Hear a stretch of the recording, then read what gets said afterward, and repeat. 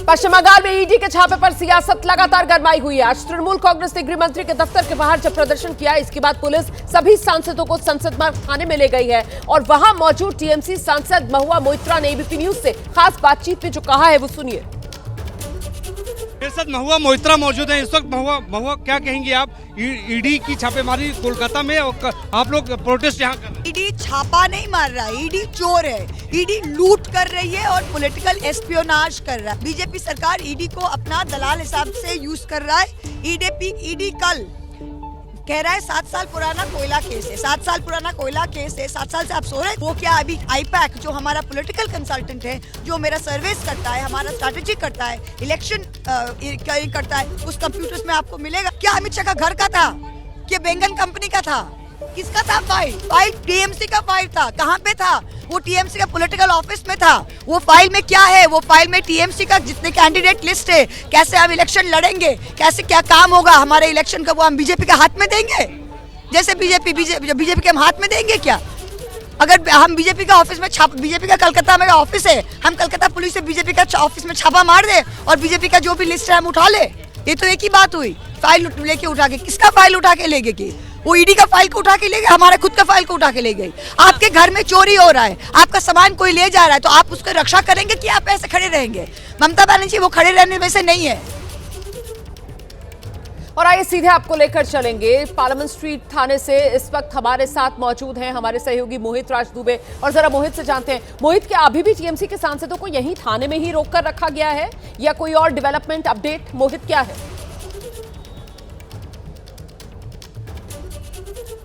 देखिए, बिल्कुल टीएमसी के सांसदों की जो लड़ाई जो पश्चिम बंगाल में चल रही थी वो दिल्ली तक पहुंच चुकी है। पार्लियामेंट स्ट्रीट थाने के भीतर अभी भी टीएमसी के सांसद मौजूद हैं। पहले वो कमरे में बैठे हुए थे, लेकिन अब वो बरामदे में बैठ चुके हैं। ठीक हमारे पीछे आपको हम बता दें कि ये गेट, और गेट के ठीक पीछे जो है टीएमसी के सांसद बैठकर ज़मीन पे बैठ के प्रदर्शन कर रहे हैं, प्रोटेस्ट वहाँ पे कर रहे हैं। उनका कहना है कि दिल्ली पुलिस उनको छोड़ नहीं रही है, हिरासत में ले रही है। दिल्ली पुलिस से जब टीएमसी के सांसद कहते हैं कि आप उन्हें कब छोड़ेंगे, तो उनका ये कहना है कि दिल्ली पुलिस के अधिकारी ये कह रहे हैं कि जब तक टॉप लेवल के अधिकारी नहीं आएंगे तब तक आपको छोड़ा नहीं जाएगा। पहले कुर्सियों पे बैठ के प्रदर्शन कर रहे थे, लेकिन अब जमीन पे बैठ के टीएमसी के सांसद प्रदर्शन कर रहे हैं। थोड़ी देर पहले प्रेस कॉन्फ्रेंस उन्होंने मीडिया से बातचीत की थी टीएमसी के सांसदों ने। उस दौरान उन्होंने कहा था कि दिल्ली पुलिस के जो अधिकारी हैं वो यहाँ पे आने वाले हैं, लेकिन अब तक वो नहीं आए हैं। थोड़ी देर पहले कीर्ति आज़ाद गेट, इसी गेट से वो बाहर आए थे। देखिए, इस वक्त गेट खुला हुआ है। आपको दिखा दूं कि इस छोटे से गेट से आपको हम दिखा रहे हैं कि टीएमसी के सांसद यहाँ पे बैठ के प्रदर्शन कर रहे हैं, जिसमें कीर्ति आज़ाद आपको ज़मीन पे दिखाई देंगे। इसके अलावा शताब्दी रॉय, डेरेक ओब्रायन आपको ज़मीन पे बैठे हुए प्रदर्शन करते हुए नज़र आ रहे हैं। तो देखिए, ये लड़ाई जो है पश्चिम बंगाल से चल के दिल्ली तो पहुँच चुकी है, लेकिन ये लड़ाई अब थमने वाली नहीं है, क्योंकि जिस तरीके से कल ईडी की छापेमारी पश्चिम बंगाल के भीतर हुई थी, ममता बनर्जी खुद आईपैक के दफ्तर पहुँच जाती हैं और फाइल लेके वो प्रेस कॉन्फ्रेंस करती हैं और सीधे तौर पर वो केंद्र सरकार पर हमला बोलती हुई नजर आ रही हैं। ईडी का ये कहना है कि ममता बनर्जी ने सबूत चोरी की है फाइलों के माध्यम से, तो वहीं दूसरी ओर ममता बनर्जी और टीएमसी का ये कहना है कि ईडी उनके दस्तावेज, उनके मतदाताओं का दस्तावेज, क्या स्कीम्स लानी है, किस तरीके से चुनाव लड़ना है, वो दस्तावेज ईडी लेके चली गई है। तो आरोप प्रत्यारोप का दौर चल रहा है और हम ये कह सकते हैं कि पश्चिम बंगाल से लेकर दिल्ली तक सियासी पारा गर्म है। पश्चिम बंगाल की लड़ाई अब कई मोर्चों पर लड़ी जाएगी, ये भी तस्वीर साफ हो रही है। एक तरफ कानूनी मोर्चे पर, क्योंकि कलकत्ता हाईकोर्ट में भी मामला सुनवाई के लिए आएगा, वहीं दूसरी तरफ सड़क पर उतरकर इस लड़ाई को आगे बढ़ाने की तैयारी में ममता बनर्जी हैं। खुद दोपहर में वो महायात्रा करने की तैयारी में है, सड़क पर उतरेंगी, पैदल मार्च करेंगी, निशाने पर बीजेपी को लेंगी। वहीं टीएमसी सांसद कीर्ति आजाद ने भी बीजेपी पर जोरदार हमला बोला है। इन सबों के ऊपर क्यों नहीं, विपक्ष के ऊपर क्यों किया जाता है? आप हमारे कागज दस्तावेज क्यों चुराना चाहते हैं? आप गलत रूप से आरोप क्यों लगा रहे हैं? अब समझ नहीं आ रहा तो क्या करें? उल्टा चोर कोतवाल को डांटे। टेंडर आप देते हैं कोल मिनिस्ट्री में 11 साल से, आप ही अपने आप तय कर लेते हैं कि किसको टेंडर मिलेगा। आप ही हेरा फेरी करते हैं, 2 नंबर का माल कमाते हैं और उसके बाद में आरोप हम पर लगाते हैं। पश्चिम बंगाल में ईडी की छापेमारी को लेकर सियासत लगातार गरमाई हुई है। टीएमसी है जो बीजेपी को निशाने पर ले रही है और पलटवार बीजेपी की तरफ से ममता सरकार पर जोरदार किया जा रहा है।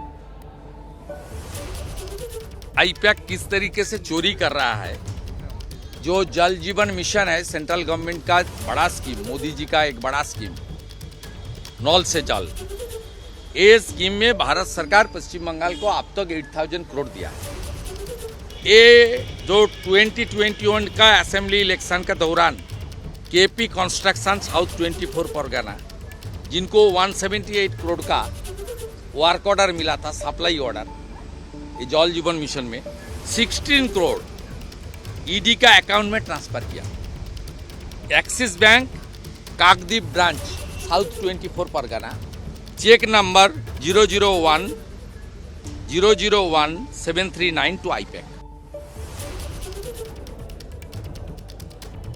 सीधे रुक करेंगे, हमारे साथ हमारे दो सहयोगी लगातार बने हुए हैं, मोहित राज दुबे भी और साथ ही पवन गौड़ भी। पवन के पास अब आपको लेकर चलते हैं। पवन, एक बात बिल्कुल साफ हो रही है कि ईडी का ये एक्शन, जिसको लेकर टीएमसी इसे सियासी लड़ाई बताने पर आमादा है, वहीं दूसरी तरफ ईडी के इस एक्शन को बीजेपी की तरफ से बार बार भ्रष्टाचार के खिलाफ कार्रवाई, यही साबित किया जा रहा है। पवन,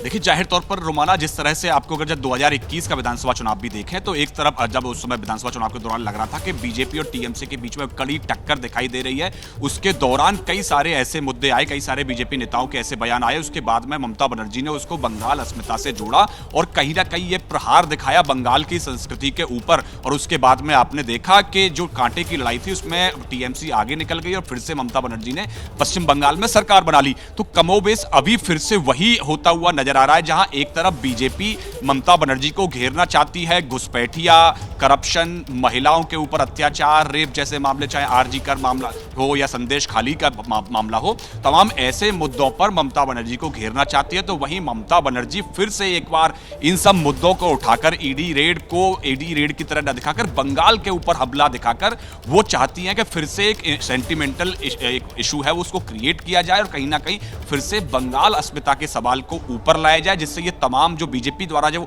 मुद्दे उठाए जा रहे हैं कहीं ना कहीं वहां से उनकी जनता जो है वो इस मुद्दों से डाइवर्ट हो जाए और जो चुनाव आते आते पूरा मुद्दा जो है वो बन जाए बंगाल अस्मिता और बाहरी और अंदर का जो चुनाव है उसको लेकर ममता बनर्जी पूरा एक तैयारी करना चाहती है। और उसके चलते कल जो ईडी की रेड पड़ी और इस पूरे मुद्दे को आपने देखा, खुद ममता बनर्जी पहुंच जाती हैं, उसके बाद में आज सुबह टीएमसी के सांसद वहां प्रदर्शन करते हैं गृह मंत्रालय के बाहर और आज दिन में खुद ममता बनर्जी इस पूरी रेड के खिलाफ पूरा पैदल प्रोटेस्ट मार्च करने वाली हैं। तो ये पूरे बंगाल विधानसभा चुनाव से पहले ममता बनर्जी की कोशिश है जो बीजेपी के द्वारा घुसपैठिया हो, भ्रष्टाचार हो, महिला उत्पीड़न, रेप, तमाम जो ऐसे मामले हैं उनको जो उठाया जा रहा है कहीं ना कहीं उनसे एक पूरा जो माहौल है उसको डाइवर्ट करके बंगाल अस्मिता के मुद्दे पर कहीं ना कहीं चुनाव फिर से लड़ने की तैयारी में टीएमसी। बहुत शुक्रिया आपका पवन इस तमाम जानकारी के लिए।